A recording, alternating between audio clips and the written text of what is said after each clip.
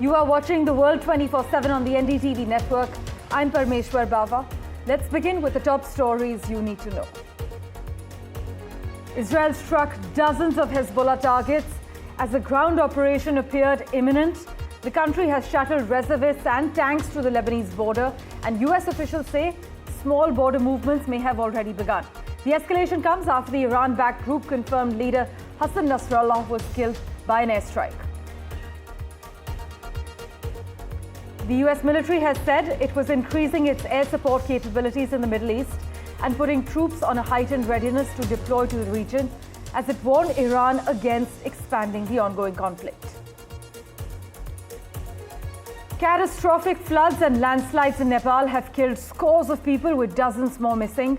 The rainfall in the area around Kathmandu was the highest on record in more than 50 years.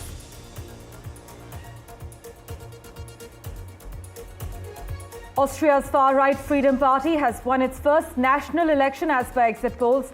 The party, which will need to form a coalition to govern, is riding a wave of public anger over what voters perceive as the country's mismanagement and soaring cost of living. A Member of Parliament in the UK, Rosie Duffield, has quit the governing Labour Party, unleashing a deeply personal attack on Prime Minister Keir Starmer and slamming the staggering revelations of hypocrisy under his leadership. In fact, she's criticised Starmer for inexplicably accepting expensive gifts of designer suits and glasses while at the same time slashing winter fuel payments.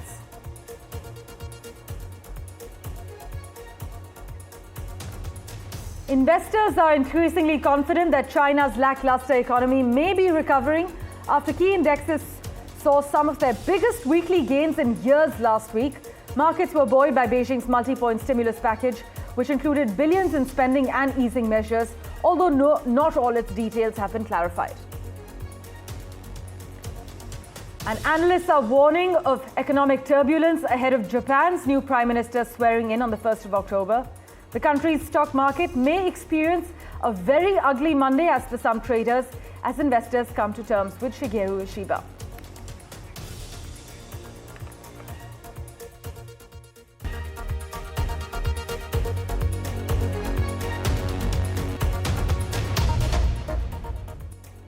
Well, our big focus, Israel has launched their first strike on central Beirut.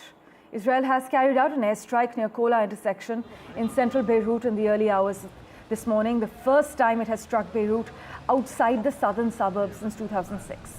Now, Kola intersection is a popular reference point in Beirut where taxis and buses gather to pick up awaiting passengers. Prior to this morning's strike, Israel had confined its strikes on Lebanon's capital city to the southern suburbs, as I mentioned. Now, more than 100 people were killed across Lebanon by Israeli strikes since yesterday, according to the country's health ministry. It said more than 1,000 Lebanese have been killed and 6,000 wounded in the past 2 weeks, without saying how many were civilians. My colleague Mohammed Ghazali has been tracking the finer details for us. He joins us currently. Ghazali, this latest airstrike throws into doubt which areas of Beirut are still safe from Israel's expanding aerial campaign? Oh yes, first the South Beirut, then North Beirut, then you have this massive hit in the central Beirut. And perhaps Israel yet again claims that they have killed some commanders of Hezbollah who were in that residential building. But all this while in the last 1 week, besides commanders of Hezbollah who have been killed alongside Hassan Nasrallah and several other senior commanders, there have been heavy casualties as far as the civilians are concerned. And Prime Minister of Lebanon, the acting Prime Minister of Lebanon yesterday said that perhaps this has been the biggest displacement in Lebanon in the last few decades, because more than 1 million people are on the move. They don't know from where they should go from Beirut. Some of the Syrian refugees are moving towards Syria. They are trying to enter into Syria, but the residents of Beirut have nowhere to go. So though Israel claims that they are also forewarning before launching these air strikes, but between the warning and when the strike hits, there's a very little time for those residents to move out from those densely populated areas and move to any other safe areas, because Israel is certainly striking at all the locations in all the locations in Beirut, and this has become like a tragedy for the residents in Lebanon, which is almost like a mirror of what we saw in Gaza, that Israel will strike in the civilian areas, claiming that they have killed Hamas commanders, or they will accuse Hamas or Hezbollah to be storing their weapons and other ammunition in the civilian areas. Right now, the situation is very tense over there, and US President Mr. Joe Biden has also reportedly said that he will be talking to Mr. Benjamin Netanyahu to not lead into an all-out war on the northern front of Israel. But we'll have to see whether all these talks and talks of de-escalation will certainly bring any fruit, because in the last 11 months since the war broke out, since October 7, all the talks of de-escalation, ceasefire, temporary truce has certainly failed. And for the President of the United States, it has become a big challenge. As always, Ghazali, thanks so much for joining us with the latest. For further clarity, we also have with us strategic affairs expert Brahma Chalani. As always, sir, thanks so much for joining us on NDTV. Would you say the Hezbollah leader's killing is a seismic episode, potentially as big as the killing of Osama bin Laden? And with these latest strikes, as Ghazali is reporting, do you believe it's about to get worse before it gets better? First, I think the killing of Nasrallah is clearly a major blow to Hezbollah. But over the last many decades, since it was founded in the mid-1980s, Hezbollah has shown itself to be quite resilient to recover from serious setbacks. It's always easy for a militant organization to replace its assassinated leader. And Israel's own record over the last several decades shows that whenever it actually kills a militant leader, the organization then replaces that assassinated leader with a more hardline leader. So we have seen this pattern again and again. The question now is that who in the top leadership of Hezbollah has survived these massive airstrikes that Israel has been conducted? Because if the top leadership has all been wiped out, then it will be very difficult for Hezbollah to replace Nasrallah, but also more importantly, to reorganize itself as a potent organization to take on Israel, because Israel is now about to launch a ground offensive into Lebanon. Indeed, that's what we're hearing. But, sir, while Nasrallah's killing is a powerful moment for Israel, do you also endorse that this could be some sort of significant moment for Lebanon as well? Does it present an opportunity for Lebanon to loosen some of Hezbollah's iron grip on the country? We've been hearing that since the past few years, in fact, Hezbollah's influence has been dwindling. First, I think it's important to understand what makes Hezbollah a powerful militia organization. Hezbollah is not just a militia. In Lebanon, Hezbollah has created a state within a state. This state within a state includes hospitals, schools, and other social services. This has helped to cement Hezbollah's hold on the Shias in Lebanon. Nasrallah did not seek to impose hardline Islamic rules on Lebanon's Shia population, like veils for women. This has helped to keep Lebanon as a more liberal Muslim nation. Now, after Nasrallah's assassination, will Hezbollah change? Will it become a more conservative organization? Will it seek to inflict these hardline rules on women in the Shia areas of Lebanon? We don't know. But the issue is this, that Israel, on one side, is fighting an existential war, because Israel faces an existential crisis. Its very existence is being threatened by forces in its neighborhood, including the so-called axis of resistance, made up of Iran, Hezbollah, and Hamas. Yes. But the problem with Israel is that over the years, its decision makers have proved to be tactical geniuses. But on the strategic front, they have not been able to translate their tactical gains into strategic successes. Will Nasrallah's assassination become a pivotal moment that helps Israel to achieve enduring strategic success? We don't know. The unfortunate part about Israeli leaders is that they tend to focus on tactical gains, that is short-term gains. And this is often coming at the expense of long-term success. And this has only compounded Israel's regional challenges. If you see today, Israel is fighting wars on different fronts. a war against Hamas in Gaza, a war against Hezbollah in Lebanon, a war against the Houthis in Yemen, a war against the Palestinians on the West Bank, as well as a shadow war against Iran. Yes. And then with divisions in Israeli society widening, Israel faces a war within. This is a very divided, fractured society. Absolutely. In just over a week, Israeli strikes in Lebanon have killed 7 high-ranking commanders and officials from Hezbollah. Sir, do you believe that Nasrallah's killing has meanwhile given Iran a serious dilemma of how to cope with the loss of a crucial ally and yet maintain its regional influence? That's a good question and a critical question. When Israel assassinated the Hamas political chief in Tehran, Iran threatened to retaliate, and in fact, Israel was expecting a major Iranian retaliation, and for days on end, Israel was on edge, and yet that retaliation never happened. Now that Israel has delivered a major blow against Iran's proxy, Hezbollah, Iran faces a huge dilemma. It has to save face, yet it doesn't want to get involved in a direct war with Israel because that would be devastating for Iran. Absolutely. So how does Iran show to its people, show to its proxies in the region that actually it has the capacity and the will to inflict blows on Israel without triggering a full-scale war with Israel?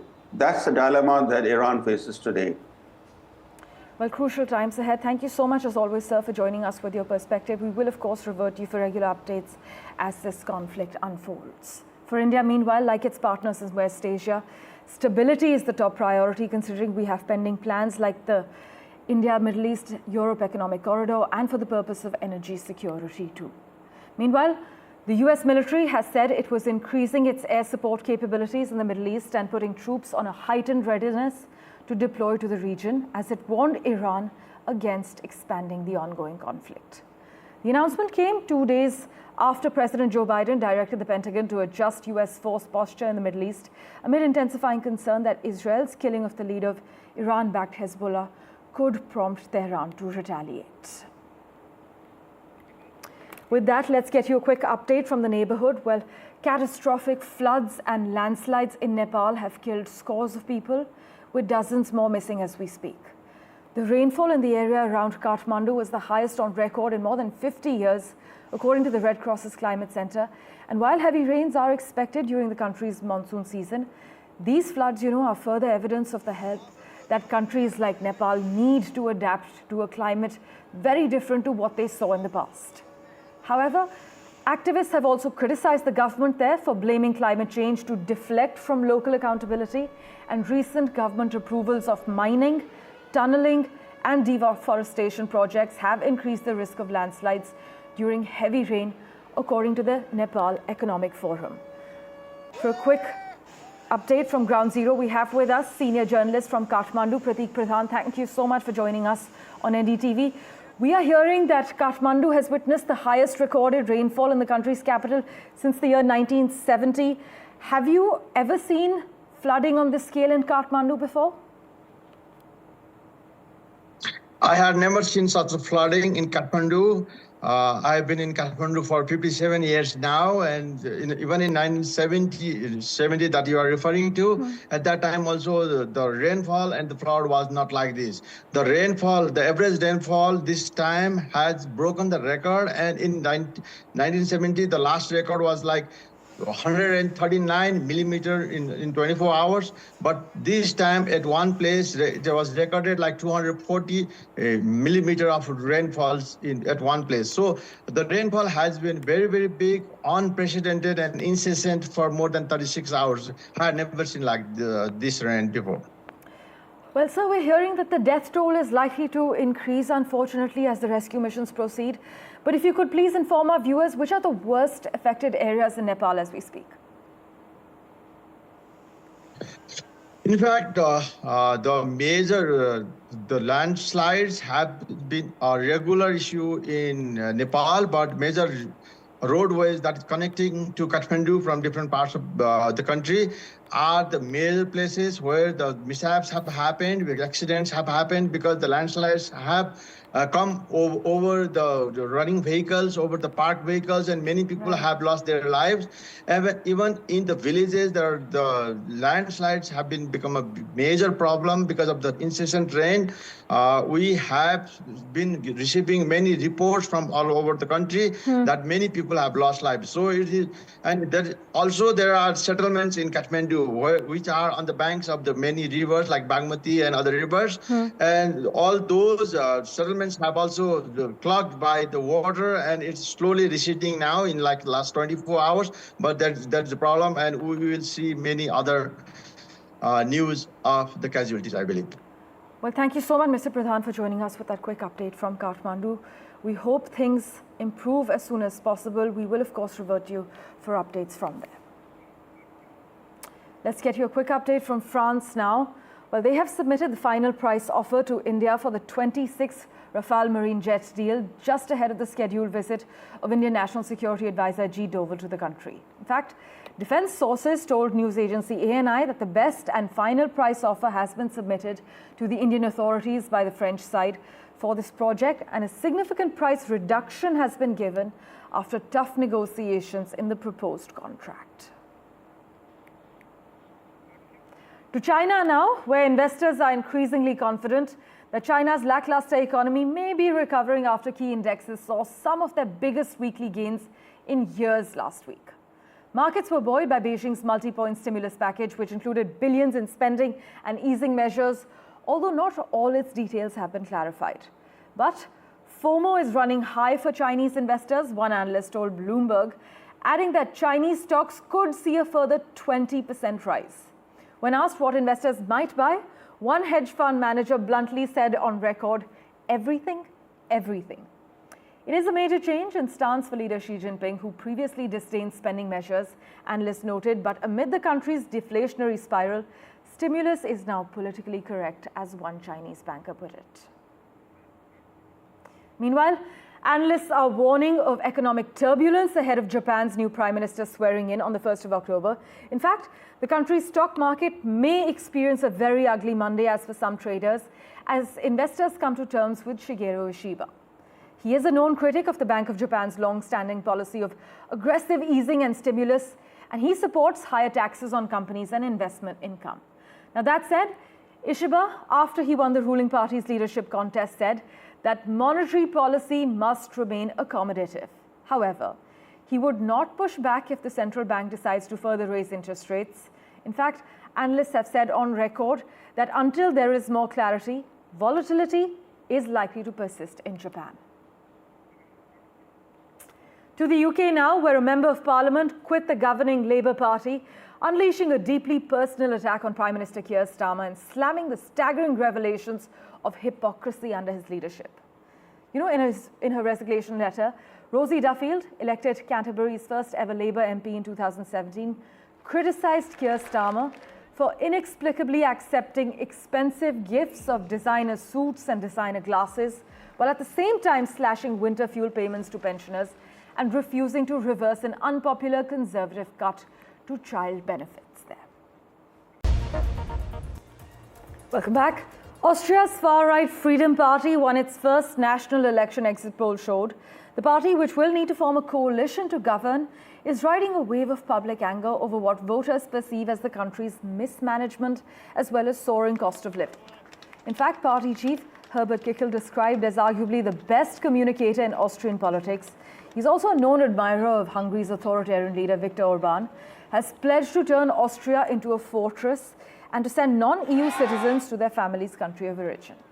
But formed in the 1950s by former Nazi officers, the Freedom Party's victory is the latest in a series of triumphs for Europe's far-right and pro-Russia blocs, buoyed by anti-immigrant sentiment and growing Euroscepticism amid the Ukraine war. Ich kann euch nicht die Enttäuschung nehmen, aber das, was ich euch geben will, ist die Zuversicht, dass es richtig ist, für seine Werte einzustehen, zu kämpfen, zu überzeugen. Jetzt geht es darum, dass wir weiter genau zu dem stehen, was wir vor der Wahl versprochen haben, gilt auch nach der Wahl. Das ist Haltung.